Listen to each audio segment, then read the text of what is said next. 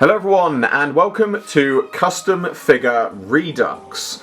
So, if you don't follow my social media and haven't seen my post about this, first of all, why not go like it and subscribe and do that thing that you do on social media.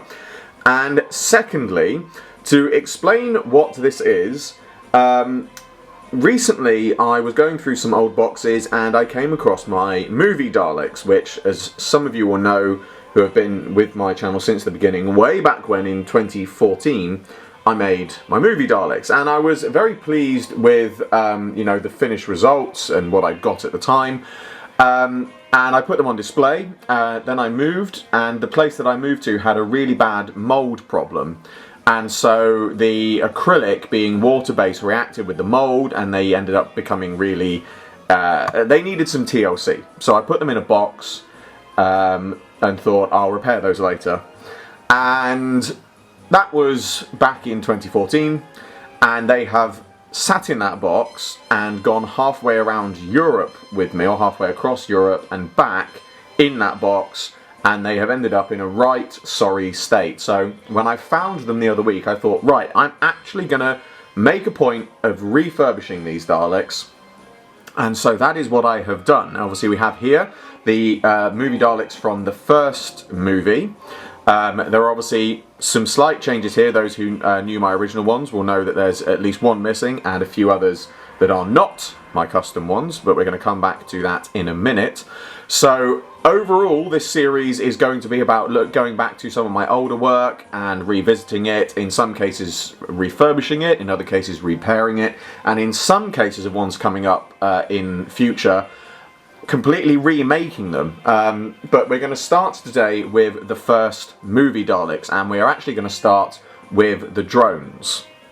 So here we have the three drones. Obviously, as some of you will know, I did originally do a drone Dalek, but I decided not to revamp that one for several reasons. Firstly and foremostly, I've actually used that drone Dalek along with the white and gold with black hemispheres movie Dalek I made, which was my original idea of a kind of medical Dalek. Both of those I've actually used in another Redux video, which will be coming in future, to remake a couple of other older customs and use some parts for spares and repairs. But also because we did get these Mechanus / movie Daleks as part of a Character Options exclusive set. Obviously, I did buy several. I've got one set boxed, and then I bought another couple of sets to have some open and some to customize. Now, I do have 4 in my first movie lineup, as it were. There's only 3 here because the 4th one is just the standard one with the plunger. I haven't customized that one. But obviously, going from the right, we have the food tray Dalek, complete with food in the tray. We have the claw arm version, which has the extending claw. Now, both the claw arm and the food tray arm are on my Thingiverse for anyone else who wants to make these themselves. Very pleased with how those came out, and they really do look the part. And then the cutting arm Dalek was actually made, or I should say the cutting arm itself was made by Nathan over at NDW Designs. I don't know if he's still got any for sale or if he's still making them, because it was quite a while back that I bought this. But it's one that looks very good. And then the only other thing that I've done on that is to change the neck rings to make them blue, as is seen on the actual guard. So yeah, it's nice to have these guards along with the other 2, Supreme and Leader, just because it does sort of complete the set. And like I said, you know, I've got one that's got one of each, you know, appendage on it, and it does look very good. But let's get on to looking at the Leader first. So here we have my updated guard. And obviously I have made sort of quite a few changes to it. The red is now a gloss red. The spheres are now a gloss black. The gold, rather than using a spray paint, is all painted on in one colour.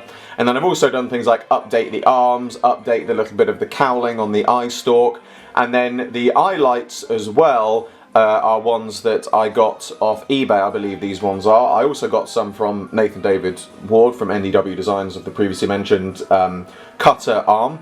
But I'm going to use those on the second movie Daleks. These ones are ones I've gotten off eBay.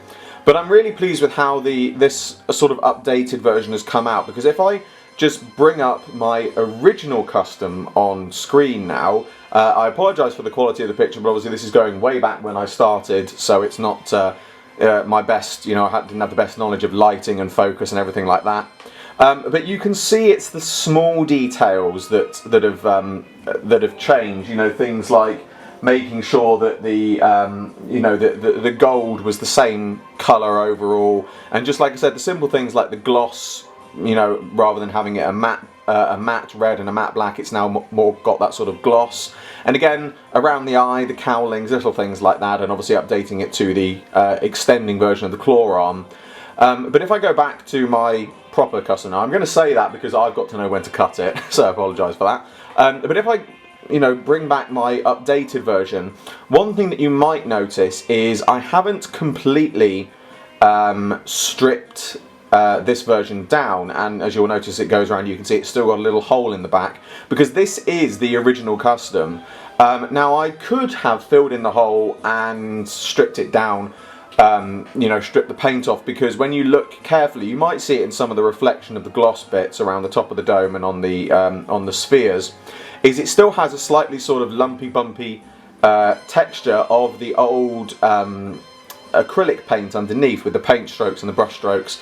And I did consider stripping it down, but I actually decided against doing that, partly because it saved me time, but also because I actually wanted to preserve a bit of the original, the originality of this custom and what it originally looked like, because at the end of the day, these are customs, some of the ones I did when I started, and I feel like if I went back and stripped them down and redid it completely, yes, they would look a bit better, but it would just lose some of the charm and some of the memory for when I looked at it. Because at the end of the day, I'm sure there are going to be people out there that are going to say, well, it could have been a bit more perfect, it looks uneven and things like that. Well, I really don't mind. Fair enough. I appreciate that some people might think that, but again, to quote to the dude, that's just your opinion, man.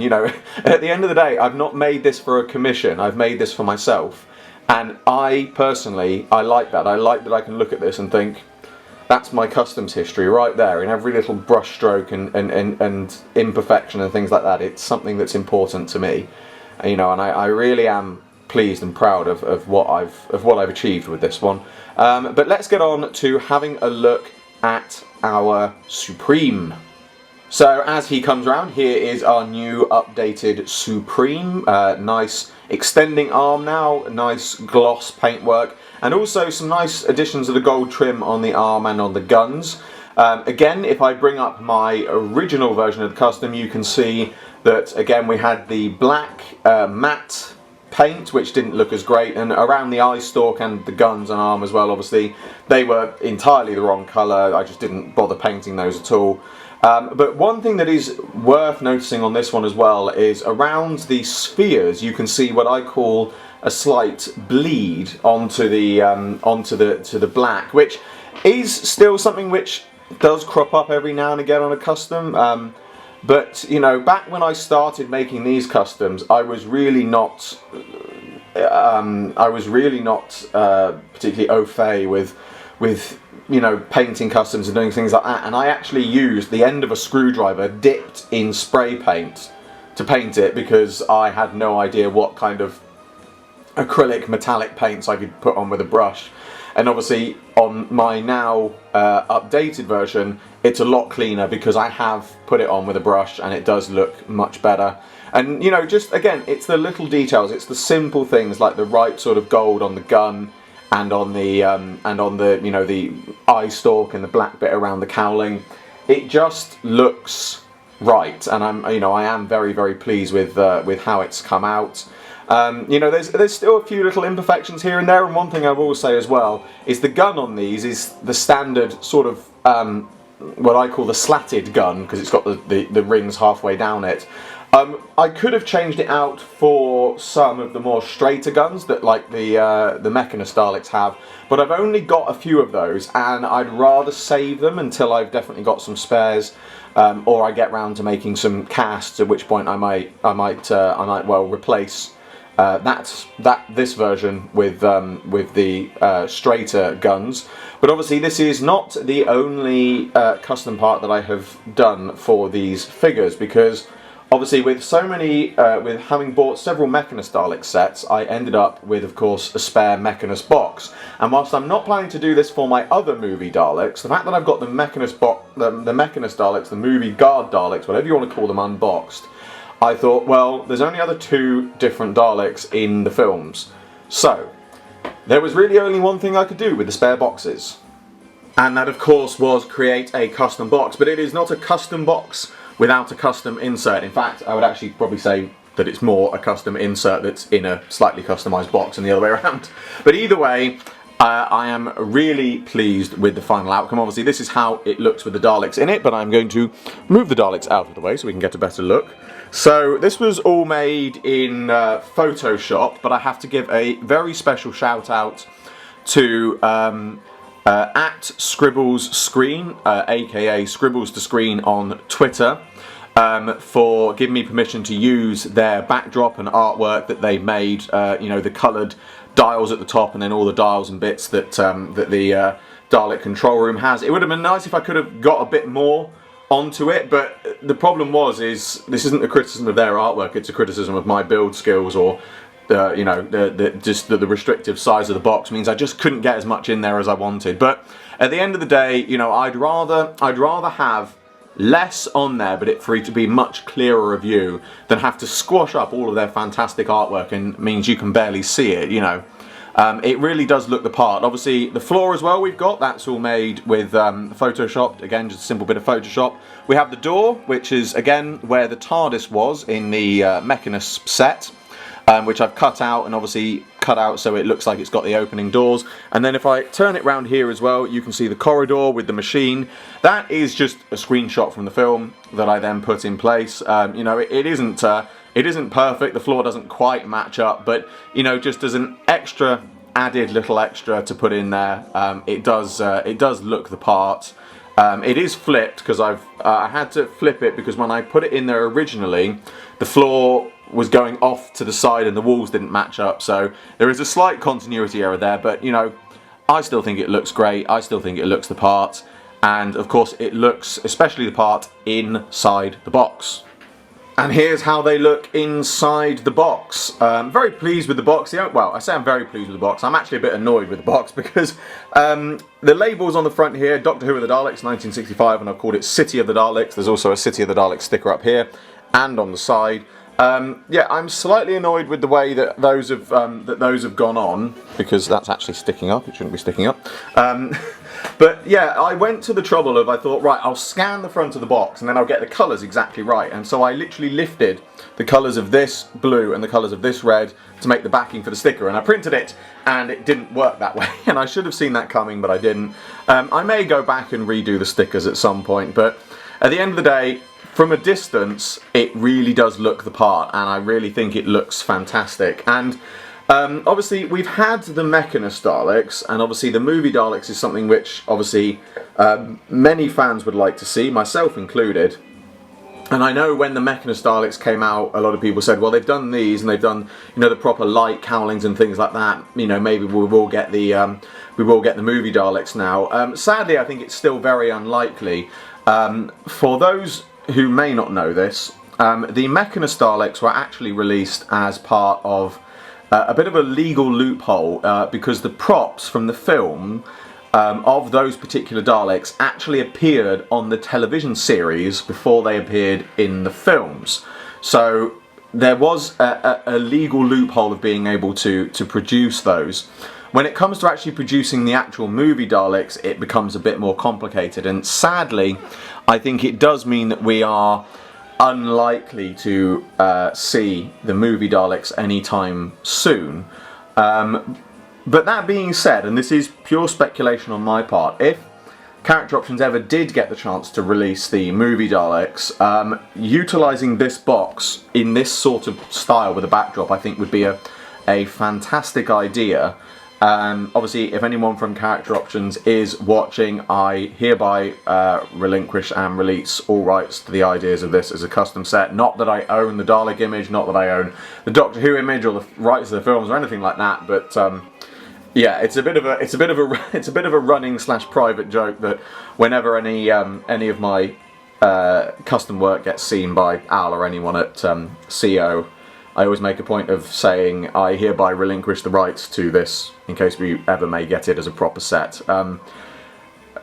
Purely from a legal perspective, it is just to suit their point. But at the same time, I do kind of mean it. If we ever get any kind of chance of getting these sets, I, as a fan and a customs creator, do not wish to withhold any kind of rights to any kind of ideas or anything like that, if it means that the fandom can get this kind of stuff as official merchandise. I think it would be absolutely amazing.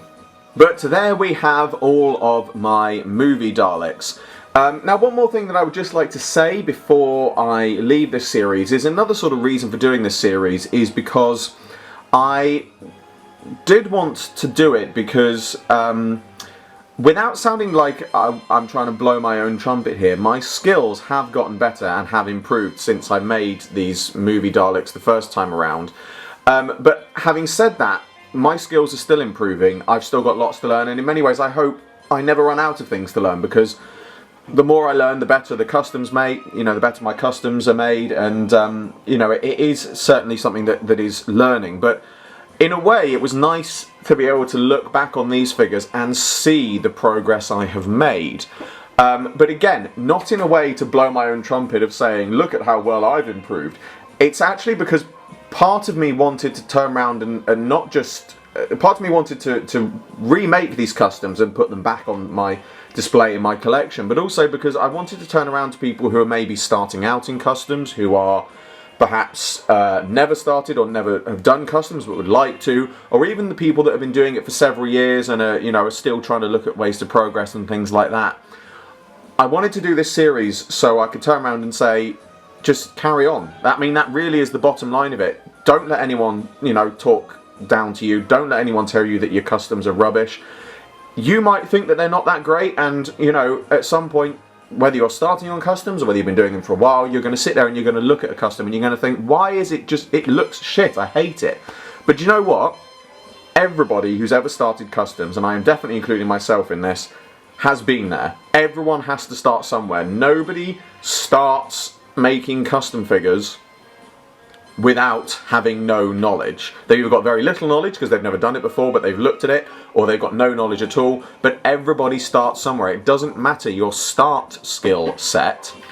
It is about doing it and learning more as you go. And I look back on these movie Daleks that I did back in 2014, and then I look at them today where I've made improvements to them, and I can see the improvements I've made, and it just goes to show that practice does pay off. And I think it's very important that more people, I think, need to realise that. I'm not directing this at anyone in particular, just as a general thing, because again, I'm talking of my own experience of doing customs. A lot of people, you start a custom, especially when you're starting out, and you do it and it's not as great as you'd wish, and then you do another one and you do another one and another one, and it doesn't seem like your skills are getting anywhere. But the last and worst thing you want to do at that point is give up, because barring days where I have been away from my resources or that I have been ill, I have pretty much spent every single